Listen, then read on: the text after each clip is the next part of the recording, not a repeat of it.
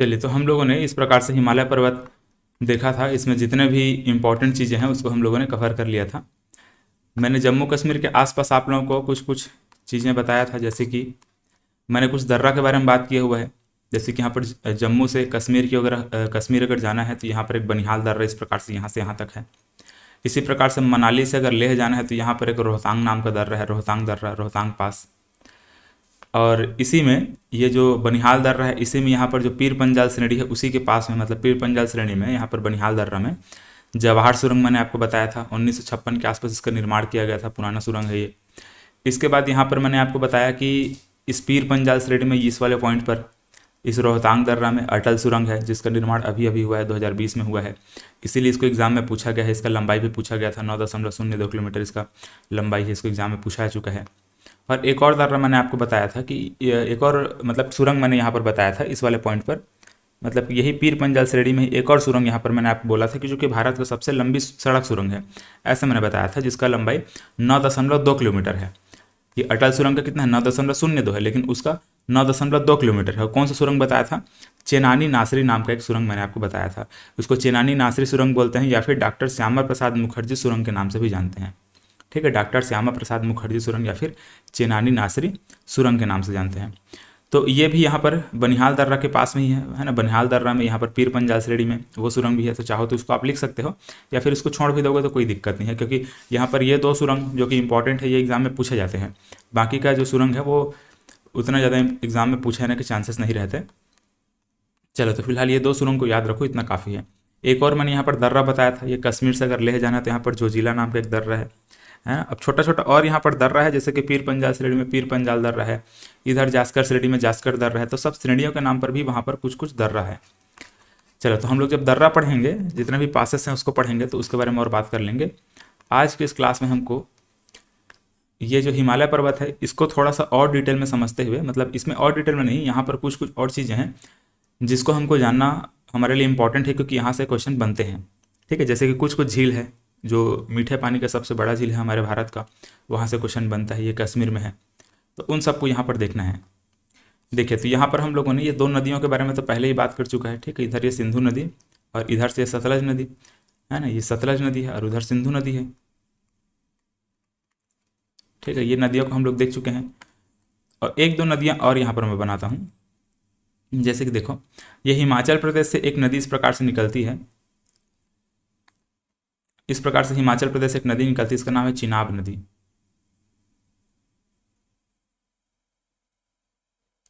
ठीक है, इसको बोलते हैं चिनाब नदी।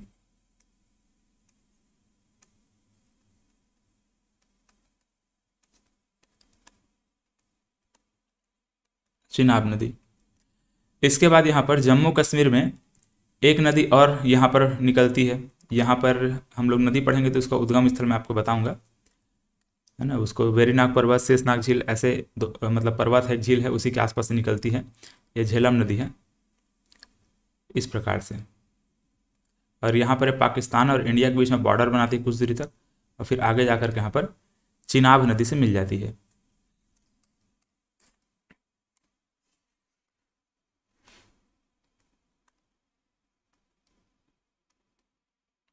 ठीक है, ऐसे चिनाब नदी है।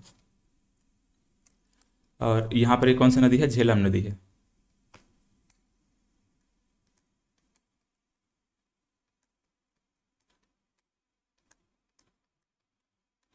ठीक है, झेलम नदी ध्यान से देखो, इधर पाकिस्तान और इधर हमारा भारत है, उसके बीच में बॉर्डर बना करके आगे बहती है।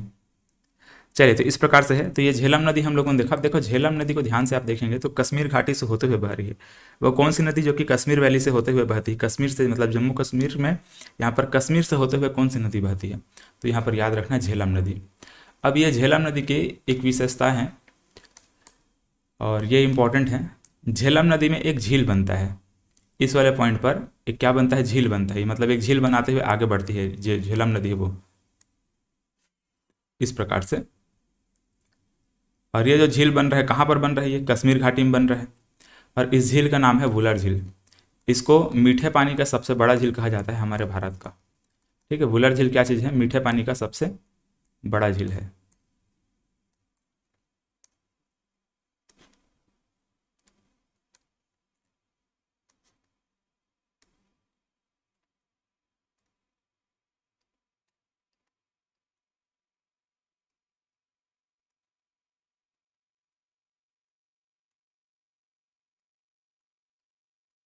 ठीक है, वुलर झील है। इसी के पास में एक और झील है इस वाले पॉइंट पर, इसको डल झील बोलते हैं, है ना कहीं ये भी, ये जो झेलम नदी है उसी से जुड़ा हुआ है, इसको बोलते हैं डल झील।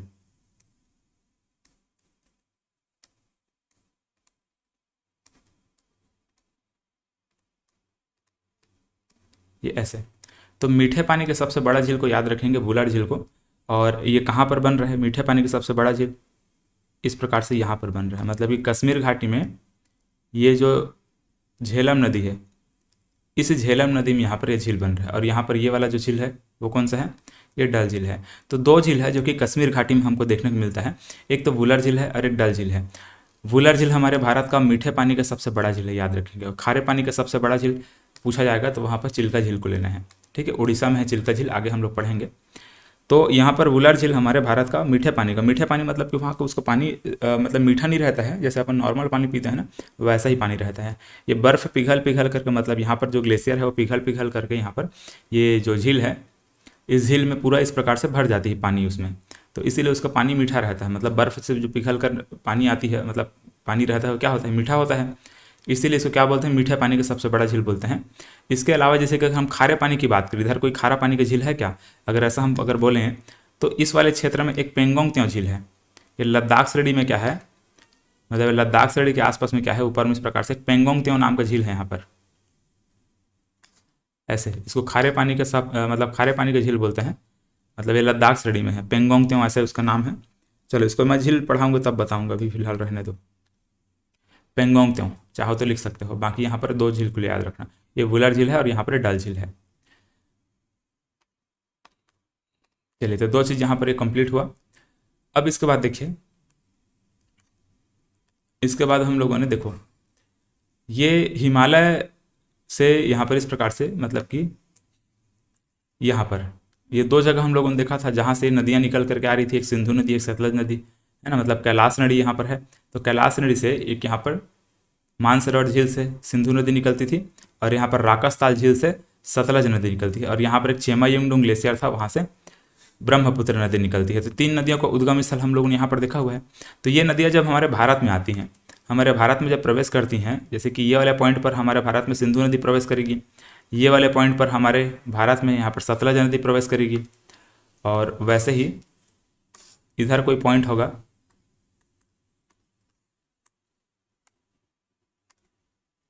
ठीक है, यहाँ से इस प्रकार से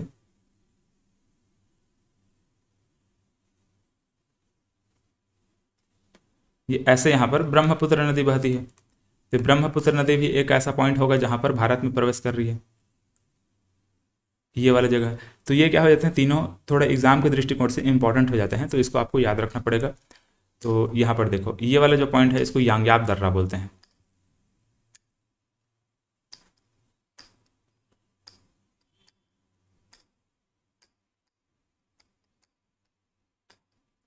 यांग्याप दर्रा, ठीक है, एक दर्रा है वहाँ पर, वहाँ से हमारे भारत में ये जो ब्रह्मपुत्र नदी या फिर ये जो सांगपो नदी है वो प्रवेश करती है। और इसी प्रकार से यहाँ पर जो दर्रा है इसको बोलते हैं सिपकीला दर्रा।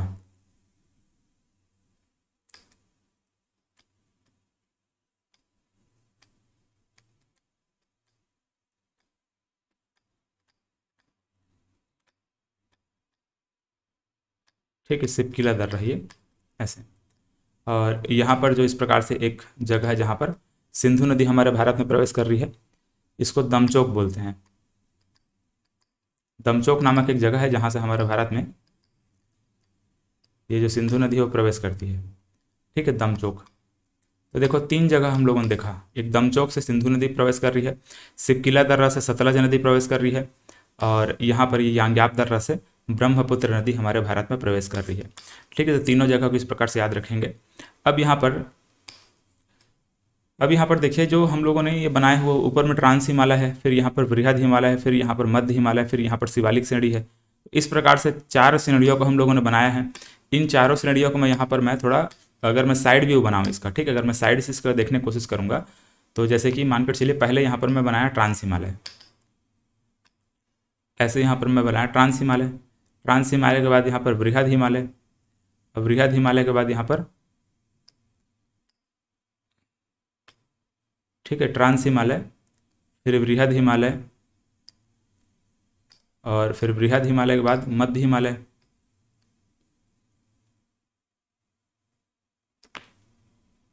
और मध्य हिमालय के बाद यहाँ पर शिवालिक श्रेणी।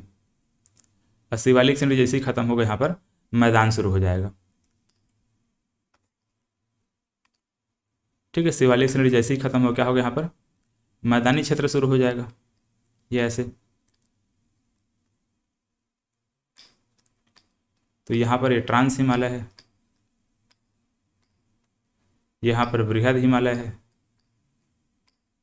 यहाँ पर मध्य हिमालय है, और यहाँ पर शिवालिक श्रेणी है।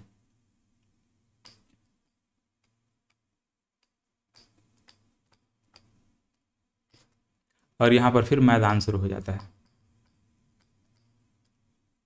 ये ऐसे। ठीक, गंगा सिंधु ब्रह्मपुत्र का मैदानी क्षेत्र है। अब यहाँ पर ध्यान से देखोगे, देखो यहाँ पर जैसे कि ये वाला हिस्सा क्या है, ट्रांस हिमालय का है ना, ये क्या है, ट्रांस हिमालय का। ट्रांस हिमालय के बाद यहाँ पर बृहद हिमालय शुरू हो जा रहे हैं। तो ये ट्रांस हिमालय के पास में आप ध्यान से देखिए कि एक नदी कौन सी, सिंधु नदी। यहाँ पर दो नदियाँ हैं, एक तो ये इधर जा रही है सिंधु नदी, एक इधर जा रही है ब्रह्मपुत्र नदी। तो ये जो दोनों नदियाँ हैं, ध्यान से देखेंगे तो यहाँ पर ऊपर में ट्रांस हिमालय को और नीचे में ये जो अन्य जो हिमालय है उसको अलग कर रही है ये दोनों नदियाँ। मतलब कि यहाँ पर सिंधु नदी, इधर से ब्रह्मपुत्र नदी या फिर सांको नदी। तो ये क्या कर रही है, इसको अलग कर रही है। किसको किसको अलग कर रही है, इधर जो ट्रांस हिमालय है उसको, मतलब ये वाला जो हिस्सा ट्रांस हिमालय है उसको, और यहाँ पर ये वाला जो बृहद हिमालय है या फिर पूरा ये नीचे का जो 3 हिमालय है उसको अलग कर रही है। या फिर आप ऐसा भी कह सकते हो कि इधर जो तिब्बत का पठार है, ठीक, इधर क्या है, तिब्बत है। तो इस तिब्बत को हिमालय से अलग करने वाली जी कोई अगर लाइन है तो कौन सी लाइन है वो, ये सिंधु, और यहाँ पर सिंधु और ब्रह्मपुत्र से बनने वाली 2 लाइन होगी। ब्रह्मपुत्र मतलब यहाँ पर सांको कहलाती है वो। तो इंडस रिवर मतलब कि सिंधु नदी और ब्रह्मपुत्र नदी के माध्यम से 2 वहाँ पर मतलब एक ऐसा कोई जोन बनेगा जिसको हम क्या बोलेंगे, ITSZ बोलेंगे। ठीक है, यहाँ पर एक ऐसा जोन बनेगा, इसको हम बोलते हैं ITSZ।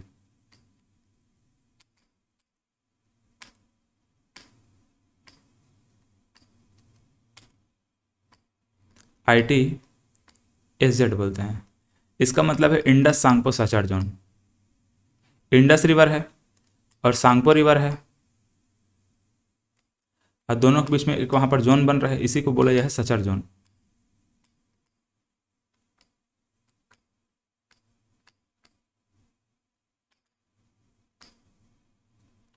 ठीक है, इंडस सांगपो सचार जोन। ये इंडस सांगपो सचार जोन क्या कर रही है, बृहद हिमालय या फिर जो हिमालय है उसको ट्रांस हिमालय से अलग कर रही है। ठीक है, यहाँ पर या फिर ये कह सकते हो कि तिब्बत के पठार को हिमालय से अलग करने वाली कोई लाइन है। तो यहाँ पर कौन सी है, ITSZ है, इंडस सांगपो सचार जोन है। अब इसी प्रकार से यहाँ पर ध्यान से देखेंगे तो एक लाइन यहाँ पर बन रही है ना, ये इस प्रकार से यहाँ पर एक लाइन बनेगी। मतलब यहाँ पर देखोगे तो एक ऐसा हम लाइन बनाएंगे, मतलब एक ऐसा जोन बनाएंगे जो कि क्या करेगी, बृहद हिमालय को मध्य हिमालय से अलग करेगी। ठीक है, बृहद हिमालय और मध्य हिमालय को अलग करेंगी ऐसे। तो यहाँ पर बृहद हिमालय और मध्य हिमालय के बीच में एक ऐसा हमको लाइन बनाना होगा, है ना, ये वाला एक जोन बन रहा है। तो इसको हम बोलते हैं मेन सेंट्रल थ्रस्ट, MCT बोला जाता है इसको, है ना, मेन सेंट्रल थ्रस्ट के नाम से इसको जानते हैं।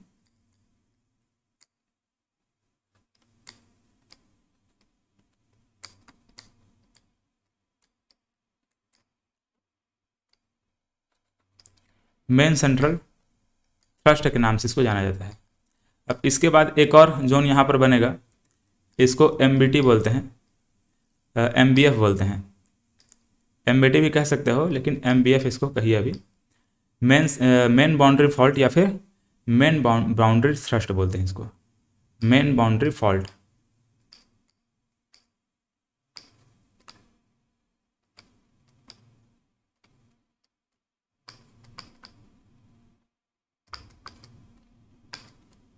ऐसे, ठीक है, मतलब ये मेन बाउंड्री फॉल कहाँ रहेगा, यहाँ पर रहेगा। मतलब कि मध्य हिमालय और शिवालिक श्रेणी के बीच में यहाँ पर एक जोन बनेगा जिसको क्या बोलेंगे, मेन बाउंड्री फॉल्ट बोलेंगे। ठीक है, इस प्रकार से। अब इसके बाद लास्ट में जो आता है, मतलब यहाँ पर जो मैदान शुरू होता है, ठीक है, इधर मैदान है, तो ये मैदान और यहाँ पर ये जो शिवालिक श्रेणी है, मैदान और शिवालिक श्रेणी के बीच में वहाँ पर एक जो जोन बनेगा उसको बोलते हैं हिमालयन फ्रंटल फॉल्ट। ठीक है, इसको हम क्या बोलेंगे? हिमालयन फ्रंटल फॉल्ट बोलेंगे।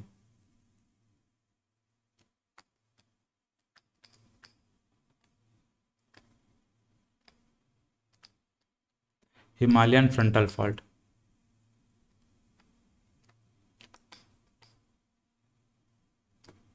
ये ऐसे। चलिए, तो इस प्रकार से ही हम लोगों ने 4 जोन के बारे में बात किया। ठीक है, ITSZ। देखो ITSZ क्या है? Indus Tsangpo suture zone, Indus Tsangpo suture zone. इसी प्रकार से यहाँ पर MCT है, मेन सेंट्रल थ्रस्ट। इसी प्रकार से यहाँ पर MBF है, मेन बाउंड्री फॉल्ट। इसी प्रकार से यहाँ पर क्या है? हिमालयन फ्रंटल फॉल्ट है। तो ऐसे ऐसे ये जो भी जोन है अलग अलग इन हिमालयों के बीच में बना हुआ है। ठीक है, तो यहाँ पर जितने भी जो जोन है उसके बारे में बात कर लिए। अब इसके बाद देखिए और क्या प्रश्न बनता है इसमें, जैसे कि आपसे पूछा जाएगा कुमाऊं हिमालय किसको कहेंगे। अब यहाँ पर 2-3 चीज़ मैं और आपको बताने वाला हूँ। जैसे कि देखिए यहाँ पर एक आपको और नदी यहाँ पर याद रखना है, कुछ इस वाले हिस्से में ऐसे एक नदी बहती है ना, कुछ ऐसे। ये गंगा नदी की सहायक नदी है, आगे जाकर गंगा नदी मिल जाती है और इसको बोलते हैं काली नदी। इसका नाम है काली या फिर शारदा नदी नाम है।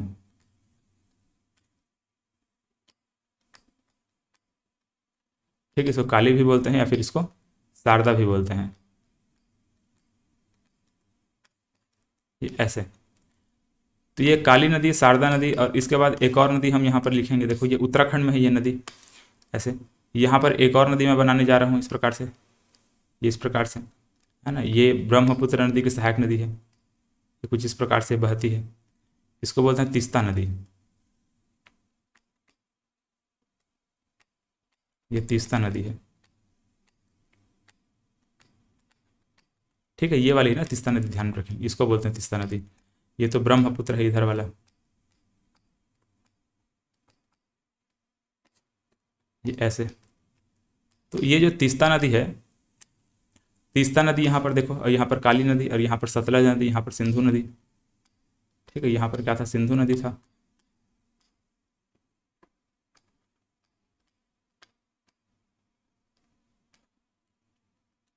अब यहाँ पर देखिए मैं आपको क्या बताना चाहता हूँ।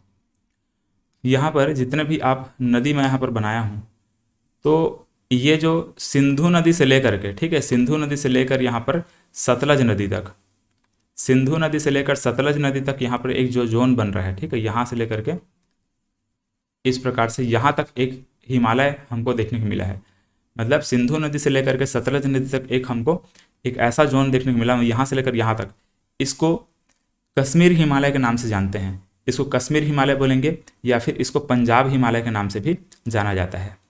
ठीक है, कश्मीर हिमालय बोलेंगे या फिर इसको क्या बोलेंगे? पंजाब हिमालय के नाम से इसको जाना जाता है, याद रखेंगे इसको। ठीक है, कश्मीर हिमालय या फिर पंजाब हिमालय। इसी प्रकार से यहाँ पर ये वाले हिस्से से लेकर के, मतलब कि यहाँ पर जो सतलज नदी है वहाँ से लेकर के ये जो काली नदी है यहाँ तक के एक ऐसा जोन बन रहा है, इसको बोलते हैं कुमाऊं हिमालय, है ना, कुमाऊं हिमालय बोलेंगे ऐसे, कुमाऊं हिमालय। ठीक है, इसको याद रखें, कुमाऊं हिमालय इंपॉर्टेंट। ठीक है, एग्जाम में पूछा चुका है। कुमाऊं हिमालय किसके किसके बीच में है? तो ये सतलज नदी से लेकर के यहाँ पर क्या है? काली नदी है। तो सतलज से लेकर के काली नदी तक का जो हिमालय यहाँ पर बनता है, मतलब तीनों हिमालय को एक साथ बोलेंगे ना। अभी हम लोग क्या देख रहे थे? ऐसे इसको पैरेलली हम लोग बांटे थे, पैरेलली इसको बांट करके हम लोग देख रहे थे, ट्रांस हिमालय देख रहे थे, वृहद हिमालय देख रहे थे, मध्य हिमालय देख रहे थे, फिर शिवालिक देख रहे थे। लेकिन अब इसको हम क्या कर रहे हैं? ऐसे नदियों के आधार पर इसको क्या कर रहे हैं? हम पैरेलली न बांट करके इसको क्या बोलेंगे? इसको चलो जैसा भी है। तो यहाँ पर इस प्रकार से नदियों के आधार पर अपन यहाँ से यहाँ तक इसको हिमालय ऐसे बांटे हैं, यहाँ से यहाँ तक इसको बांटे हैं, और फिर यहाँ तक, फिर हमको यहाँ से यहाँ तक एक हिमालय देखने को मिल रहा है इस प्रकार से। मतलब ये वाला एक जो हिमालय हमको यहाँ पर बन रहा है, कहाँ तक? तीस्ता नदी तक, ये ऐसे। इस हिमालय को नेपाल हिमालय बोलते हैं। ठीक है, नेपाल हिमालय इसको बोलेंगे, ये ऐसे। इसके बाद फिर से यहाँ पर एक हिमालय हमको यहाँ तक ब्रह्मपुत्र नदी से लेकर के यहाँ पर तीस्ता नदी तक, है ना, तीस्ता नदी है, यहाँ पर जो हिमालय मिलता है उसको असम हिमालय बोलेंगे, असम हिमालय बोलेंगे। ठीक है, और इसको क्या बोल रहे थे, कश्मीर हिमालय या फिर पंजाब हिमालय बोल रहे थे, कश्मीर हिमालय या फिर पंजाब हिमालय बोल रहे थे। ठीक है, ये वाले हिस्से में जो है इसको, तो इस प्रकार से हम लोगों ने हिमालय को 4 भागों में और बांट दिया। ठीक है, 4 भागों में हमने और क्या कर दिया, हिमालय को ऐसे हम लोगों ने बांट दिया है।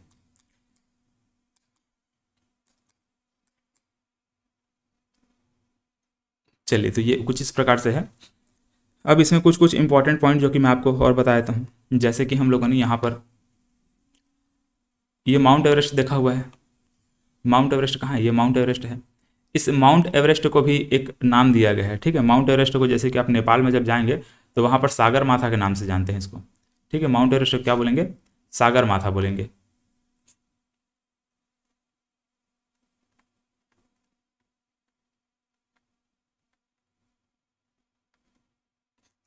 ये कुछ ऐसा है, सागर माथा के नाम से भी माउंट एवरेस्ट को जाना जाता है।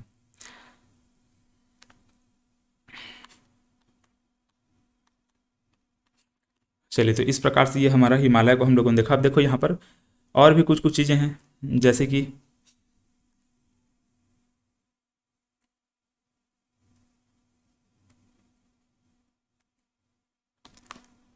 ये वाला जो हिस्सा आप देख रहे हैं, ये जो मध्य हिमालय है, इस मध्य हिमालय के ढलानों में, ठीक है, मध्य हिमालय के ढलानों में छोटे छोटे घास के मैदान हमको देखने को मिलते हैं। ऐसे घास के मैदान हमको देखने को मिलते हैं। इस घास के मैदान को कुछ नाम दिया गया है ना। इस घास के मैदान को क्या बोलते हैं, इस घास के मैदान को बोलते हैं बुग्याल। ठीक है, इसको कहा जाता है बुग्याल। ठीक है, बुग्याल बोलते हैं, फिर प्यार बोलते हैं, और खास करके इसको जम्मू कश्मीर वाले क्षेत्र में बोलते हैं ना। जम्मू कश्मीर वाले क्षेत्र में इसको खास करके बुग्याल के नाम से जाना जाता है। तो इसको बुग्याल बोलेंगे या फिर इसी को प्यार बोलेंगे, बुग्याल बोला जाएगा या फिर इसको क्या बोलेंगे, प्यार के नाम से जाना जाता है। चलिए, अब इसके बाद देखिए, ये जो हिमालय, मध्य हिमालय है, इसी मध्य हिमालय के आसपास में बहुत सारी घाटियां हैं। जैसे कि यहाँ पर जैसे देखोगे तो इधर बृहद हिमालय है, इधर ये मध्य हिमालय है, तो इनके बीच में बहुत सारी घाटियां, जैसे कि यहाँ पर हम लोगों ने जम्मू कश्मीर देखा। ठीक है, अच्छा एक चीज़ और याद रखेंगे, जम्मू कश्मीर में देखो, मैंने आपको जम्मू कश्मीर में क्या बताया, एक झीली निक्षेप मैंने बताया हुआ है। मतलब जम्मू कश्मीर क्या है, जम्मू कश्मीर 2 पहाड़ियों के बीच में इस प्रकार से एक ऐसा घाटी है, और ऐसा माना जाता है कि जम्मू कश्मीर में जो घाटी बना हुआ है, मतलब ये जो कश्मीर है, ये जो कश्मीर घाटी जो बना हुआ है, ये पहले एक झील का हिस्सा था। मतलब एक झील था, वहाँ पर पानी भरा हुआ था, लेकिन धीरे धीरे धीरे करके वो पानी सूख गया, और पानी के सूखने के बाद वहाँ पर वो घाटी बन गया है। ठीक है, प्लीस्टोसिन काल में ऐसा हुआ था, ऐसा माना जाता है। जियोलॉजिकल टाइम इसके आप तो ध्यान से देखेंगे तो वहाँ पर उसको समझते हैं, लेकिन फिलहाल अभी समझ में नहीं आएगा, छोड़ दीजिएगा उसको। तो पहले झील था, ये कश्मीर जो घाटी है वो पहले झील था। तो वहाँ पर अभी जो वर्तमान में वहाँ पर जो घाटी देखने को मिलता है, कश्मीर घाटी जो देखने को मिलता है, वहाँ पर जो मिट्टी मिलता है, वहाँ पर जो मिट्टी है, उस मिट्टी को मतलब क्या बोलते हैं, ठीक है, उस मिट्टी क्या बोलते हैं, मैंने आपको किसमें बताया हुआ था इसको, शायद मिट्टी पढ़ाया था तब मैं उसके बारे में बताया था। उसका कुछ नाम है, ठीक है, वो फिलहाल नाम तो मुझे याद नहीं आएगा लग रहा है। अच्छा सॉरी, करेवा बोलते हैं उसको। ठीक है, करेवा, करेवा जमाव इसको कहता है। एग्जाम में पूछा जाता है करेवा क्या चीज़ है, तो कश्मीर घाटी में जो झीली निक्षेप है उसी को करेवा बोलते हैं, ऐसा हम लोग लिखते हैं। कश्मीर घाटी में जो झीली निक्षेप हमको देखने को मिलता है उसी को करेवा बोला जाता है। ऐसे यहाँ पर मैं लिख दे रहा हूँ करेवा। ठीक है, कश्मीर घाटी में जो झीली निक्षेप हमको देखने को मिलता है उसी को करेवा के नाम से जाना जाता है, करेवा जमाव बोला जाता है। एग्जाम में एक आध बार पूछा गया ये करेवा जमाव। तो ये हम लोगों ने बुग्याल देख लिया, जो छोटे छोटे घास के मैदान होते हैं वहाँ पर बहुत सुनहरे होते हैं, जिससे जब जाएंगे वहाँ पर तो वहाँ पर पशुओं को चराने के लिए वो घास के मैदान में ले जाते हैं, और बहुत छोटे छोटे रहते हैं लेकिन सुनहरा रहते हैं। सुबह सुबह देखोगे तो धूप मतलब हल्का हल्का धूप पड़ते रहता है, और जो ओस की बूंदें होती हैं उसमें सुनहरे सुनहरे दिखाई देती हैं। तो वैसे टाइप के बुग्याल जो होता है वो यहाँ पर रहता है। ठीक है, खास करके जम्मू कश्मीर हिमाचल प्रदेश के आसपास में इसको बुग्याल के नाम से जाना जाता है। अब बहुत सारी मैंने आपको क्या बताया, घाटियाँ यहाँ पर है, जैसे कि यहाँ पर बृहद हिमालय और ये मध्य हिमालय के बीच में यहाँ पर बहुत सारी घाटियाँ हैं। इस वाले क्षेत्र में भी बहुत सारी घाटियाँ हैं, जैसे कि आप जानते होंगे कुल्लू, मनाली, शिमला, ये सब आप नाम सुने होंगे। तो जैसे कि हम यहाँ पर हिमाचल प्रदेश में अगर मैं बात करूँ तो एक मनाली में बताया था आपको इस प्रकार से, है ना। यहाँ पर क्या है, मनाली है हिमाचल प्रदेश के आसपास में। तो और भी वहाँ पर घाटियाँ हैं, है ना। जैसे कि यहाँ पर और क्या क्या है, एक लाहुल है, स्पीति है, कुल्लू है ना, इस वाले क्षेत्र में कांगड़ा है। तो ये जो हिमाचल प्रदेश में ये सभी घाटियाँ हैं, है ना, लाहुल, स्पीति, कुल्लू, कांगड़ा, मनाली, ऐसे। यहाँ पर उत्तराखंड साइड अब जब आएंगे इस वाले क्षेत्र में, तो यहाँ पर शिमला है, मसूरी है, नैनीताल है। आप लोग सुने होंगे ना, शिमला, मसूरी, नैनीताल, रानीखेत, ये सभी पर्यटन स्थल है या फिर ये सभी हिल स्टेशन है। ठीक है, जितना भी हिल स्टेशन है सब यहीं पर हम लोग देखने को मिलता है। एक तो हिमाचल प्रदेश में देखने को मिलेगा और एक तो उत्तराखंड में देखने को मिलेगा। और उत्तराखंड में जैसे कि बहुत सारे जो घाटियाँ हैं, ठीक है, बहुत सारी घाटी, जैसे कि कश्मीर घाटी है ना, इसी प्रकार से यहाँ पर बहुत सारी घाटियाँ हैं। उन घाटियों का भी नाम जैसे कि दुन बोला जाता है। जैसे कि देहरादून आप सुने होंगे, तो यहाँ पर घाटी ना बोल के उसको क्या बोलते हैं, दुन बोल देते हैं। तो यहाँ पर जो घाटियाँ हैं उत्तराखंड में, इस मध्य हिमालय में, उसको घाटी ना बोल के क्या बोल देते हैं, दुन बोल देते हैं। जैसे कि देहरादून बोल देते हैं, पाटली दुन बोल देते हैं, हरिद्वार बोल देते हैं, मतलब कि दुन बोलते हैं फिर द्वार बोलते हैं।